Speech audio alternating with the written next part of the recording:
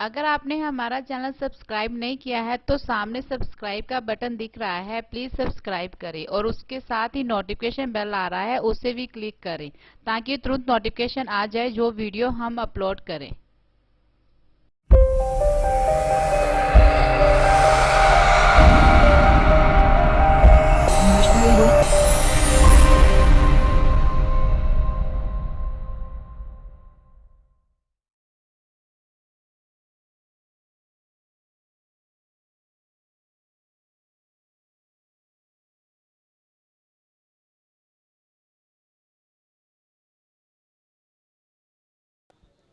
Rail coach factory दे इस love कुश इस ground के अंदर विशेष तौर पर इस समय तक भी जदों आप बैठे हाँ किसी विषय के उत्ते गल करन लई आपां इकत्तर होए हैं, तो सब तो पहला मैं तुहाडा सारिआं दा विशेष तौर पर आभार व्यक्त करदिआं होइआं कि तुसी इन्ने समय तो हजे तक भी बैठे हो, तुहाडा सारिआं दा बहुत बहुत धन्नवाद है। धन्नवाद है विशेष तौर पर अज दे इस प्रोग्राम नूं आयोजित करन वास्ते ये 9 संस्थावां जिन्हां संस्थावां नूं अज एक प्लेटफॉर्म ते इकट्ठे करन दा जिहड़ा उपराला है, मैं समझदा जीत सिंह जी और धर्मपाल पैंथर जी इन्हां ने एक सहयोग भूमिका निभाई होएगी और उहदे नाल नाल ये संस्थावां दे जिहड़े जिम्मेवार दोस्त ने वो जिम्मेवार दोस्तां ने भी अपनी अपनी जिम्मेवारी जिहड़ी है वो बाकायदा निभाई है। मैं विशेष तौर पर all India SC/ST railway employees association, all India OBC railway employees association, विशेष करके बाम सेफ गुरु रविदास जी सभा ते श्रोमणी बाबा साहेब जीवन सिंह जी सेवा सोसाइटी, डॉक्टर अंबेडकर सोसाइटी, भगवान वाल्मीकि सोसाइटी और संगर सभा और विशेष करके भारतीय बौद्ध महासभा, इन्हां दे सारे ही वो अहुदेदार साहबान, मैं सारिਆਂ दे नाम लैन लगा तो सारे साथी बहुत वड्डी गिनती च इत्थे पहुँचे है। हो सकता किसी का नाम गलत ले लवां जां ना लै सकां, मैं इस तो खिमा जाचना करदा होया सारियां ही संस्थावां ते सारियां ही संस्थावां दे जिहड़े अहुदेदार साहबान है और विशेष करके साड़ियाँ भैणां, साड़ियाँ बच्चियां, साड़ियाँ मातावां जो इत्थे बैठियां ने, मैं उन्हां दा भी इस गल लई अज जय भीम जय भारत नमो बुदाई आखदा होया शुरुआत दे विच विशेष तौर पर रतु रंधावा जी, साड़ी वो बच्ची प्रेमलता जी और वो छोटा जा दोस्त कमल तलन जिन्ना क प्रोग्राम पेश करके गए आ, मैं समझदा अज दे दिन दे उपर इस प्रोग्राम की होर अहमीयत वध जाती है जदों आपां झूठ दे नाम ते जिहड़ा सतसंग चलदा सी उस झूठ दे सतसंग लई आपां उहदे बदल दे अंदर सच्ची मुच्ची अज एक ऐसा सतसंग कीता, सुनिया ते सुनाया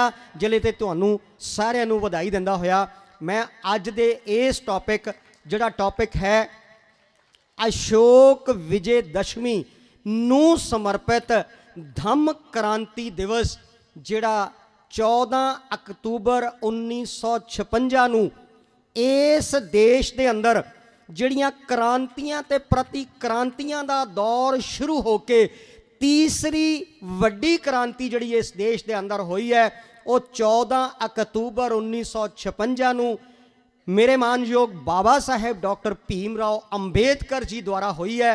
सो अज इस दिन की महत्ता, ये दिन किद्दां इत्थों तक आया, इहदे नाल की हो सकदा ते इहदे नाल क्यों हुण तक भी नहीं होया ते अज भी साडी ये दशा की है, मैं इस विषय के उत्ते अज तुहाडे नाल थोड़ी जी गल करना चाहांगा। उस गल नूं करन लई कुछ गल्लां लिखती तौर के उत्ते मैं लैके आया क्योंकि बहुत सारिया गल्लां इदां दियां जिहड़ियां ਉੱਦਾਂ ਹੀ ਤੁਹਾਡੇ ਨਾਲ ਸ਼ੇਅਰ ਕੀਤੀਆਂ ਜਾਣਗੀਆਂ, ਤਾਂ ਹੀ ਉਹਦਾ ਮਤਲਬ ਹੋ ਸਕਦਾ। ਅਦਰਵਾਈਜ਼ ਇਹ ਕੋਈ ਲੈਕਚਰ ਨਹੀਂ ਹੈ, ਇਹ ਤੁਹਾਡੇ ਨਾਲ ਕੁਝ ਗੱਲਾਂ ਸਾਂਝੀਆਂ ਕਰਨ ਵਾਲੀਆਂ। ਉਹ ਗੱਲਾਂ ਸਾਂਝੀਆਂ ਕਰਨ ਤੋਂ ਪਹਿਲਾਂ ਮੈਂ ਤੁਹਾਡੇ ਨਾਲ ਧੰਮ ਪਦ ਵੇਗ ਦੂਜਾ ਪਦ 21 ਇਹਦੀਆਂ ਚੰਦ ਸਤਰਾਂ ਤੁਹਾਡੇ ਨਾਲ ਸਾਂਝੀਆਂ ਕਰਨਾ ਚਾਹਾਂਗਾ ਕਿ ਸੁਚੇਤ ਵਿਅਕਤੀ ਅੰਮ੍ਰਿਤ ਪਦ ਨਿਰਵਾਣ ਪਾਉਂਦੇ ਹਨ ਤੇ ਗਾਫਲ ਜਾਣੀ ਕਿ ਆਲਸੀ ਮੌਤ ਨੂੰ ਵਰਦੇ ਹਨ ਤੇ ਸੁਚੇਤ ਵਿਅਕਤੀ ਕਦੇ ਮਰਦੇ ਨਹੀਂ। ਜਿਸ ਤਰ੍ਹਾਂ ਇਹ ਸੁਚੇਤ ਵਿਅਕਤੀ ਅੱਜ ਤੱਕ ਸਾਡਾ ਇਹਨਾਂ ਨਾਲ ਕੋਈ ਰਿਸ਼ਤਾ ਨਹੀਂ ਹੈ ਸਿੱਧੇ ਤੌਰ ਤੇ, ਹੋ ਸਕਦਾ ਕਿਸੇ ਦੀ ਜਾਤ ਦੇ ਵਿੱਚੋਂ ਵੀ ਨਾ ਹੋਣ, ਹੋ ਸਕਦਾ ਇਹਨਾਂ ਦਾ ਧਰਮ ਵੀ ਕਿਸੇ ਨਾਲ ਸਾਂਝਾ ਨਾ ਹੋਵੇ, ਹੋ ਸਕਦਾ ਕਿ ਆਪਾਂ ਜਿਹੜੀ ਗੱਲ ਕਰਦੇ ਆ ਚਾਚੇ ਤਾਏ ਮਾਮੇ ਭੂਆ ਫੁੱਫੜ ਉਹਦੇ ਵਿੱਚੋਂ ਵੀ ਨਾ ਹੋਣ, ਪਰ ਇਹ ਅੱਜ ਵੀ ਜਿੰਦਾ ਹੈ। ਸੋ ਸੁਚੇਤ ਵਿਅਕਤੀ ਕਦੇ ਮਰਦੇ ਨਹੀਂ ਤੇ ਗਾਫਲ ਜਿਉਂਦਿਆਂ ਹੀ ਮੋਇਆਂ ਬਰਾਬਰ ਹੁੰਦੇ ਆ। ਸੋ ਜਿਹੜੇ ਅੱਜ ਦੇ ਸਮੇਂ ਦੇ ਅੰਦਰ ਵੀ ਘਰਾਂ 'ਚ ਬੈਠੇ ਆ ਜਾਂ ਝੂਠ ਦੇ ਸਤਸੰਗ ਦੇ ਅੰਦਰ ਬੈਠੇ ਆ, ਉਹ ਗਾਫਲ ਹੈ। ਉਹਨਾਂ ਦੀ ਅੱਜ ਗਫਲਤ ਦੀ ਗੱਲ ਵੀ ਆਪਾਂ ਕਰਨੀ ਹੈ ਕਿ ਗਫਲਤ ਕੀ ਚੀਜ਼ ਹੈ। ਸੋ ਇਸ ਗੱਲ ਨੂੰ ਅੱਗੇ ਲੈ ਜਾਂਦਿਆਂ ਮੈਂ ਤੁਹਾਡੇ ਨਾਲ ਸਾਡੇ ਉਸ ਯੁੱਗ ਪੁਰਸ਼, ਸਾਡੇ ਉਸ ਰਹਿਬਰ, ਜਿਸ ਰਹਿਬਰ ਦੇ ਕਰਕੇ ਮਹਾਮਾਨਵ ਕਰੁਣਾ ਸਾਗਰ ਗੌਤਮ ਬੁੱਧਾ ਜੀ ਉਹਨਾਂ ਦੁਆਰਾ ਚਲਾਇਆ ਗਿਆ ਉਹ ਧੰਮ, ਜਿਸ ਧੰਮ ਦੀ ਅੱਜ ਦੁਨੀਆ ਦੇ ਅੰਦਰ ਉਹ ਵਿਕਸਿਤ ਦੇਸ਼ਾਂ ਦੇ ਅੰਦਰ, ਮੈਂ ਛੋਟੇ ਜਿਹਾ ਵਿਰਤਾਂਤ ਐਡ ਕਰਦੇ ਹਾਂ ਕਿ ਅਸੀਂ ਫੂਲਪੁਰ ਧਨਾਲ ਦੇ ਅੰਦਰ ਇੱਕ ਸਕੂਲ ਚਲਾ ਰਹੇ ਹਾਂ। ਸਾਡੇ ਉਸ ਸਕੂਲ ਦੇ ਮੈਡਮ ਪ੍ਰਿੰਸੀਪਲ ਚੰਚਲ ਬੌਧ ਜੀ, ਉਹਨਾਂ ਦੇ ਹਸਬੈਂਡ ਹੁਸਨ ਲਾਲ ਬੌਧ ਜੀ ਤੇ ਸਾਡੇ ਉਸ ਟਰਸਟ ਦੇ ਉਸ ਮੈਨੇਜਮੈਂਟ ਕਮੇਟੀ ਦੇ ਚੇਅਰਮੈਨ ਸੋਨ ਲਾਲ ਗਿੰਡਾ ਜੀ ਪਿੱਛੇ 26-27 ਤਰੀਕ ਨੂੰ ਜਾਪਾਨ ਦੇ ਅੰਦਰ ਇੰਟਰਨੈਸ਼ਨਲ ਬੁੱਧਿਸਟ ਸਭਾ ਸੀ, ਉਸ ਸਭਾ ਦੇ ਅੰਦਰ ਇਨਵਾਈਟਡ ਸੀ। ਉਸ ਸਭਾ ਦੇ ਅੰਦਰ ਜੋ ਕੁਝ ਹੋਇਆ ਇੱਕ ਅਲੱਗ ਪਾਰਟ ਹੈ। ਇੱਕ ਅਲੱਗ ਗੱਲ ਜਿਹੜੀ ਤੁਹਾਡੇ ਨਾਲ ਸਾਂਝੇ ਕਰਨ ਵਾਲੀ ਹੈ ਕਿ ਉੱਥੇ ਲਿਖਿਆ ਹੋਇਆ ਹੈ, ਸੜਕਾਂ ਦੇ ਕਿਨਾਰੇ ਤੇ ਲਿਖਿਆ ਹੋਇਆ ਕਿ ਅਸੀਂ ਇੱਥੇ ਸਿਰਫ ਗੌਤਮ ਬੁੱਧਾ ਨੂੰ ਪੜ੍ਹ ਕੇ ਪਹੁੰਚੇ ਹਾਂ। ਅਸੀਂ ਇੱਥੇ ਸਿਰਫ ਗੌਤਮ ਬੁੱਧਾ ਨੂੰ ਪੜ੍ਹ ਕੇ ਪਹੁੰਚੇ ਹਾਂ। ਅੰਦਾਜ਼ਾ ਲਗਾ ਲਓ ਕਿ ਅਸੀਂ ਜਿਸ ਯੁੱਗ ਪੁਰਸ਼ ਦਾ ਅੱਜ ਉਹ ਦਿੱਤਾ ਹੋਇਆ ਸਾਨੂੰ ਧੰਮ, ਉਸ ਧੰਮ ਕ੍ਰਾਂਤੀ ਦੇ ਦਿਵਸ ਨੂੰ ਜਿਹੜੀ ਸਾਨੂੰ ਬਾਬਾ ਸਾਹਿਬ ਨੇ ਦਿੱਤੀ ਹੈ, ਉਹਨੂੰ ਅੱਜ ਸਮਰਪਿਤ ਦਿਨ ਸੈਲੀਬ੍ਰੇਟ ਕਰ ਰਹੇ ਹਾਂ।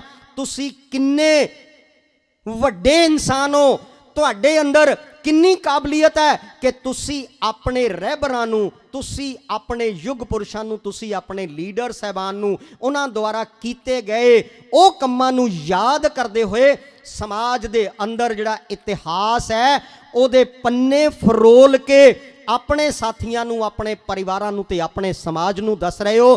ਅੰਦਾਜ਼ਾ ਲਗਾਓ ਕਿ 10 ਸਾਲ ਪਹਿਲਾਂ ਤੱਕ ਸਾਨੂੰ ਇਹ ਪਤਾ ਸੀ? ਕਿ ਸਾਨੂੰ ਇਹ ਪਤਾ ਸੀ? ਨਹੀਂ ਪਤਾ ਸੀ। ਇਸੇ ਤਰ੍ਹਾਂ ਜੇ ਆਪਾਂ 10 ਤੋਂ ਪਿੱਛੇ 50 ਸਾਲ ਪਿੱਛੇ ਚਲੇ ਜਾਈਏ, 1956 ਜਦੋਂ ਡਾਕਟਰ ਅੰਬੇਦਕਰ ਸਾਹਿਬ ਨੇ ਇਹ ਧੰਮ ਕ੍ਰਾਂਤੀ ਕੀਤੀ ਹੈ, ਕਿ ਉਦੋਂ ਸਾਨੂੰ ਪਤਾ ਸੀ? ਜਦੋਂ ਉਸ ਤੋਂ ਪਿੱਛੇ 1950 'ਚ ਚਲੇ ਜਾਈਏ, ਕਿ ਸਾਨੂੰ ਪਤਾ ਸੀ? ਜਦੋਂ ਆਪਾਂ 1947 'ਚ ਜਾਂਦੇ ਹਾਂ ਤਾਂ ਕੀ ਸਾਨੂੰ ਪਤਾ ਸੀ? ਜਦੋਂ ਅਸੀਂ 1942-43 'ਚ ਜਾਂਦੇ ਹਾਂ ਤੇ ਉਹ ਹਾਲਾਤ ਸਾਨੂੰ ਪਤਾ ਸੀ? ਜਦੋਂ ਆਪਾਂ 1930, 31, 32 ਤੇ ਉਸ ਤੋਂ ਬਾਅਦ 35, 36 'ਚ ਜਾਂਦੇ ਹਾਂ, ਕਿ ਸਾਨੂੰ ਪਤਾ ਸੀ? 1928 'ਚ ਪਹੁੰਚਦੇ ਹਾਂ, ਉਹ ਸਾਨੂੰ ਪਤਾ ਸੀ? 1918 'ਚ ਪਹੁੰਚਦੇ ਹਾਂ, ਕਿ ਸਾਨੂੰ ਪਤਾ ਸੀ? 1909 ਦੇ ਵਿਰਤਾਂਤ ਦਾ ਸਾਨੂੰ ਪਤਾ ਸੀ? ਨਹੀਂ ਪਤਾ। ਅਸੀਂ ਇਹਦੇ ਵਿੱਚੋਂ ਕੁਝ ਗੱਲਾਂ ਜਾਣ ਪਾਏ ਆ। ਕਿੱਦਾਂ ਜਾਣ ਪਾਏ ਆ? ਕਿ ਬਹੁਤ ਸਾਰੇ ਲੋਕਾਂ ਨੇ ਉਦੋਂ ਇਸ ਕਾਰਵਾਂ ਨੂੰ ਅੱਗੇ ਚਲਾਉਣ ਦਾ ਜ਼ਿੰਮਾ ਚੱਕਿਆ, ਜਿੱਦਾਂ ਅੱਜ ਜੀਤ ਸਿੰਘ ਜੀ ਤੇ ਇਹ ਪੈਂਥਰ ਜੀ ਤੇ ਇਹਨਾਂ ਦੀ ਇਹ ਜਿਹੜੀ ਸਮੁੱਚੀ ਵੱਖ-ਵੱਖ ਐਸੋਸੀਏਸ਼ਨਾਂ ਦੀ ਟੀਮ ਹੈ, ਇਹਨਾਂ ਨੇ ਜ਼ਿੰਮਾ ਚੱਕਿਆ ਤੇ ਤੁਸੀਂ ਅੱਜ ਇਸ ਜ਼ਿੰਮੇ ਦੇ ਅੰਦਰ ਗਵਾਹ ਬਣੇ ਹੋ। ਤੁਸੀਂ ਇਹ ਕੰਮ ਨੂੰ ਅੱਗੇ ਲਿਜਾਣ ਵਾਸਤੇ ਕੁਝ ਸੁਣਨ ਵਾਸਤੇ ਬੈਠੇ ਹੋ। ਜਦੋਂ ਤੁਸੀਂ ਸੁਣੋਗੇ, ਕਿਉਂਕਿ ਜਿਹੜੀ ਇਨਫੋਰਮੇਸ਼ਨ ਹੈ ਉਹ ਕਿਸੇ ਵੀ ਕੰਮ ਕਰਨ ਦਾ ਸਭ ਤੋਂ ਪਹਿਲਾਂ ਤੇ ਸਟੀਕ ਰਸਤਾ ਹੈ। ਜਦੋਂ ਇਨਫੋਰਮੇਸ਼ਨ ਮਿਲੇਗੀ, ਇਨਫੋਰਮੇਸ਼ਨ ਤੋਂ ਅੱਗੇ ਕਾਰਵਾਂ ਬਣੇਗਾ ਤੇ ਕਾਰਵਾਂ ਤੋਂ ਅੱਗੇ ਫਿਰ ਆਪਾਂ ਉਹ ਮੀਲ ਪੱਥਰ ਸਾਬਤ ਕਰਾਂਗੇ। ਹੁਣ ਇਸ ਮੀਲ ਪੱਥਰ ਦੀ ਗੱਲ ਕਰਦੇ ਹਾਂ। ਕਿਹਾ ਜਾਂਦਾ ਹੈ, ਅਕਸਰ ਸੁਣਦੇ ਹਾਂ, ਕੀ ਸੁਣਦੇ ਹਾਂ ਕਿ ਮੇਰੇ ਬਾਬਾ ਸਾਹਿਬ ਡਾਕਟਰ ਭੀਮ ਰਾਓ ਅੰਬੇਦਕਰ ਜੀ ਨੇ 1935 ਚ ਇਹ ਕਿਹਾ ਸੀ ਕਿ ਮੈਂ ਹਿੰਦੂ ਜਨਮਿਆ, ਇਹ ਮੇਰੇ ਬਸ 'ਚ ਨਹੀਂ ਸੀ, ਪਰ ਮੈਂ ਹਿੰਦੂ ਮਰਾਂਗਾ ਨਹੀਂ, ਇਹ ਮੇਰੇ ਬਸ 'ਚ ਹੈ। ਪਰ ਮੈਂ ਇਸ ਤੋਂ ਪਿੱਛੇ ਜਾਣਾ ਚਾਹੁੰਦਾ, ਮੈਂ ਇਸ ਤੋਂ ਪਿੱਛੇ ਜਾਣਾ ਚਾਹੁੰਦਾ। ਗੱਲ ਸ਼ੁਰੂ ਹੁੰਦੀ ਹੈ 1909 ਚ। 1909 ਦੇ ਵਿੱਚ ਮੇਰੇ ਬਾਬਾ ਸਾਹਿਬ ਨੇ ਮੇਰੇ ਸਮਾਜ ਦੇ ਵਿੱਚੋਂ ਪਹਿਲਾ ਐਸਾ किरदार है, पहला ऐसा करैक्टर है, पहला ऐसा नायक है, पहला मेरा ऐसा सूरवीर है जिन्हें मैट्रिक पास की है। ਜਦੋਂ मैट्रिक पास की है तो उन्होंने सन्मान दे विच उन्होंने टीचर ने एक समागम का आयोजन किया है। उस समागम के आयोजन दे विच उन्होंने एक किताब भेंट की है ਜਿਹੜੇ गौतम बुद्धा के जन्म ते उन्होंने सिद्धांत के उत्ते लिखी हुई है। तो बाबा साहेब जिद्दां अज ਆਪਾਂ ਦੇਖਦੇ ਹਾਂ कि बहुत सारे बच्चे एक पासे बच्चों के माँ प्यो शायद आपां भी इत्थे बैठे हुए किताबां पढ़न दा सानू चेटक नहीं लगी हुई, पर बाबा साहब उन्हां चों नहीं सीगे। बाबा साहब नू किताबां पढ़न दी बहुत वड्डी चेटक